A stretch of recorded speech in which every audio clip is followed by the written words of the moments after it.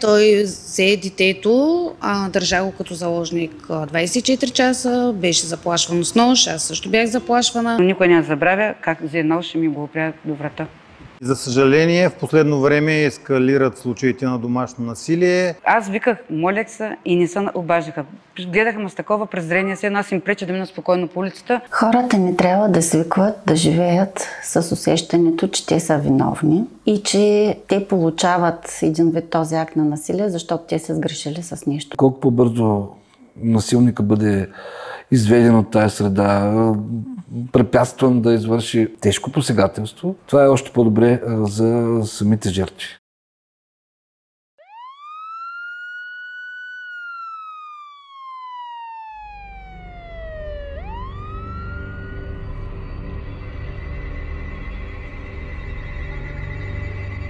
Домашното насилие в повечето случаи остава скрито. Освен с телесни увреждания на жертвите, които най-често са жени и деца, е съпроводено и с отправяне на обиди, посегателство върху честта, достоинството и уронване престижа на пострадалия.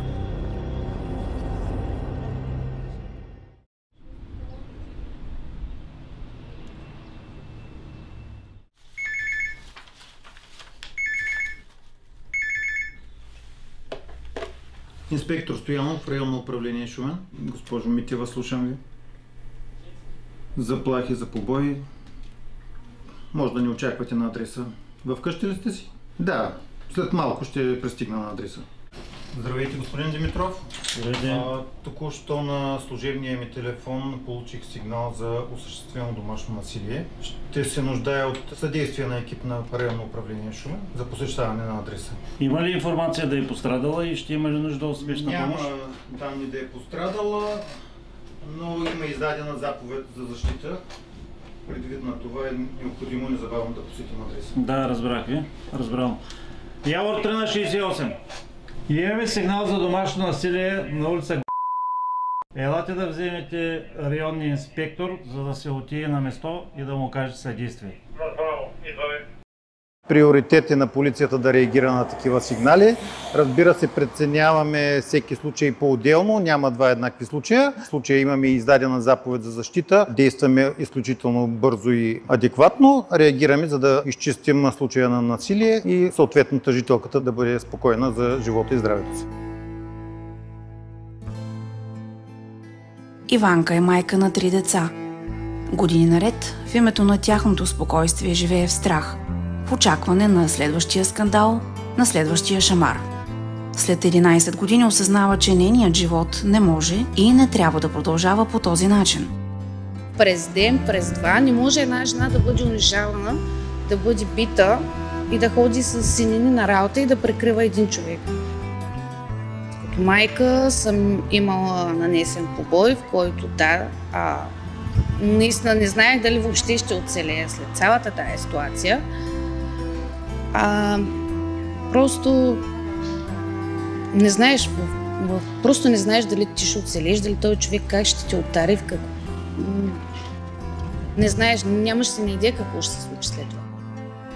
Домашното насилие се счита предимно за семейен проблем.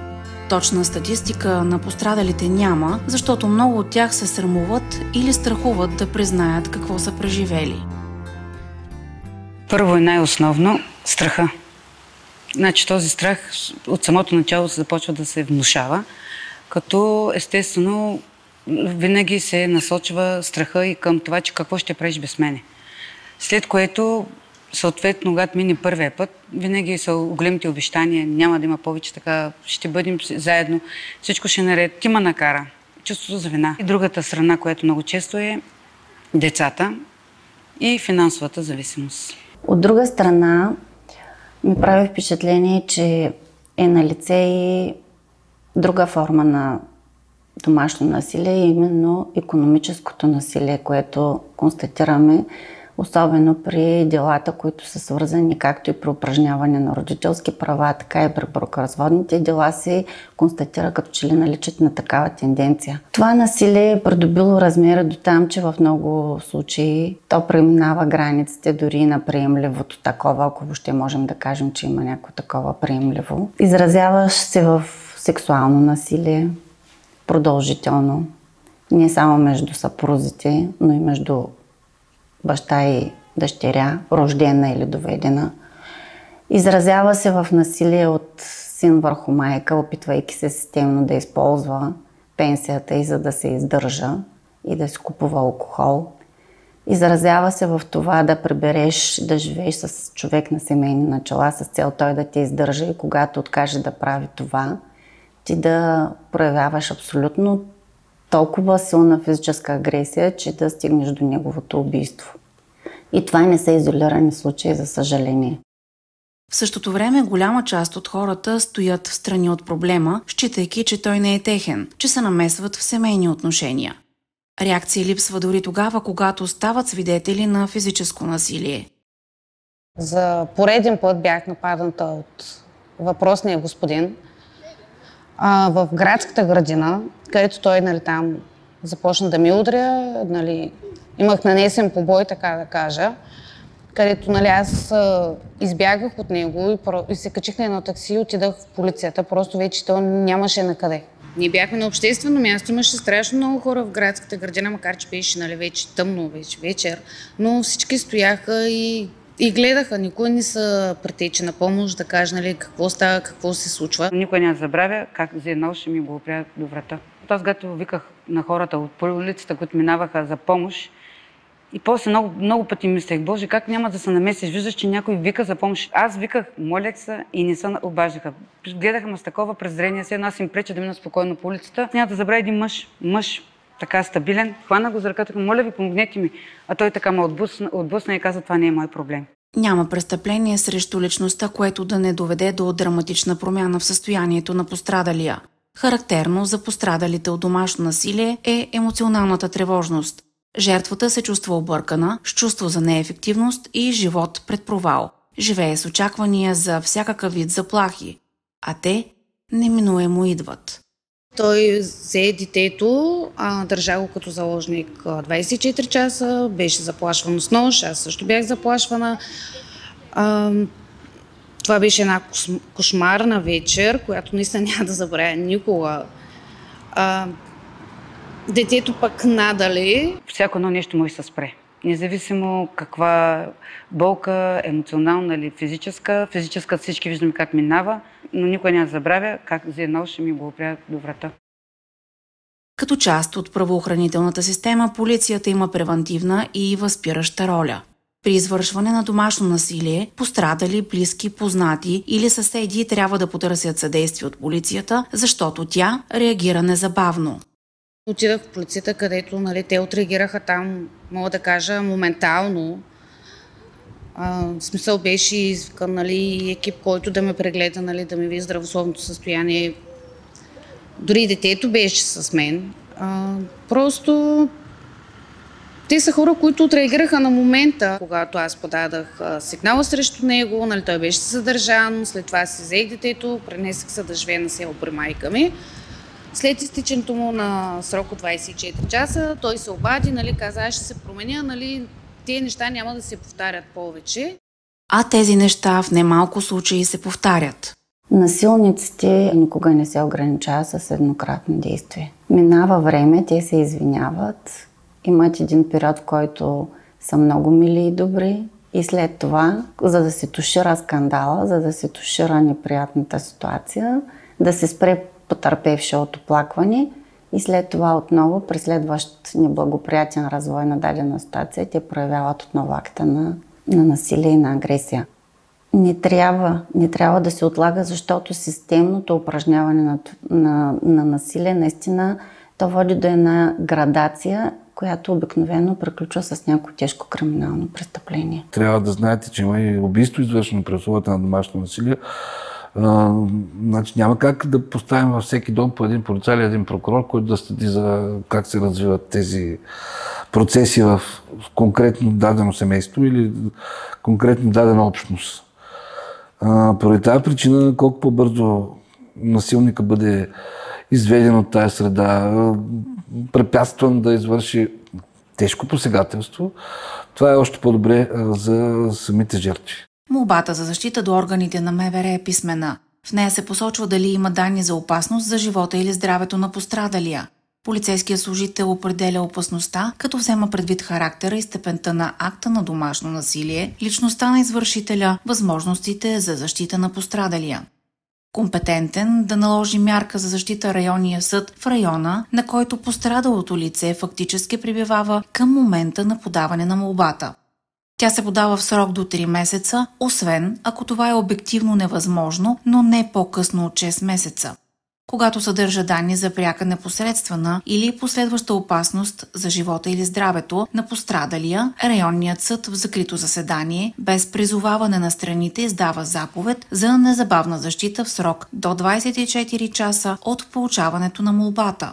Есента на миналата година бях седя докладчик по наказателно производство, внесено за убийство при условията на домашно насилие. Имаше данни по делото, че многократно през годините, откакто живеят на семейни начала, тя упражнявала домашно насилие над съжителката си.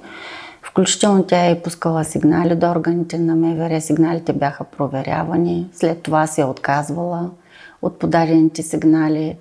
Търсила е подкрепа и при своите близки. Те са й оказвали такава, но тя, в крайна сметка, той ходи, извинява и се и тя се връща отново при него. В един момент обаче тя отказва да му даде пенсията, която е получила. Следва жесток побой. Побоя толкова садистично извършен. От събраните доказателства по делото се оказа, че много продължи часове наред с травми, причинени по цялото тяло, с начупени ребра, кости, с прежизнено нанасене на изгаряния по тялото с цигари и е изчаквал през цялото време, за да види и да изчака нейното настъпването на фаталния край. Това е едно убийство за мен, извършено наистина по много садистичен начин и то спрямо човек, за който той твърди, че е допуснал грешка и заради това е трябвало да бъде наказан. За 2 години назад мога да ви посоча, че вече имаме 4 дела. Т.е. това са убийства, извършени в условията на домашно насилие, като 3 от тях са с влезли сила присъда. Едното е с 15 години шансова, другите 2 за 19. А последното 4 е с наказание, което съда прие нашите факти и постанови доживотна присъда. Това са наказания, които въобще не са леки. Са най-тежките по българския наказателен закон. Всички тия престъпления, както вече посочих, са престъпления от общ характер. Така че затова казах, че прокуратурата разполага с инструментариум, с който да си върши работата. Често свидетели на това, което се случва в семейството, стават децата. Когато пораснат, има риск да повторят този модел на поведение.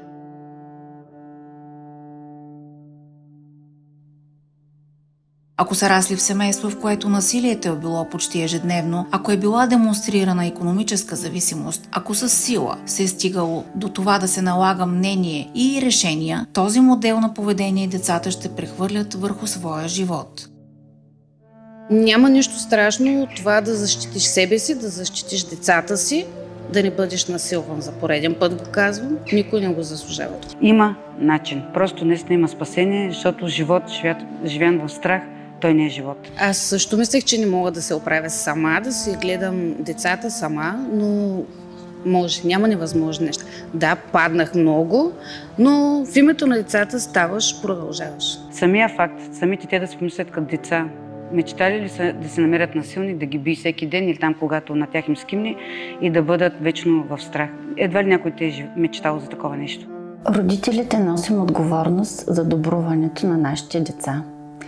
Модела на поведение, който ние имаме пред тях, ще предопредели тяхното бъдещо поведение.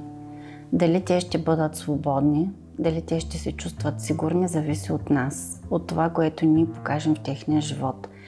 И когато децата са в риск, те трябва да усетят подкрепата на своите родители, тяхната грижа. Израз на грижа е да потърсиш защита за себе си и за твоето дете, защото това е грижа за неговото бъдеще. За да има утре.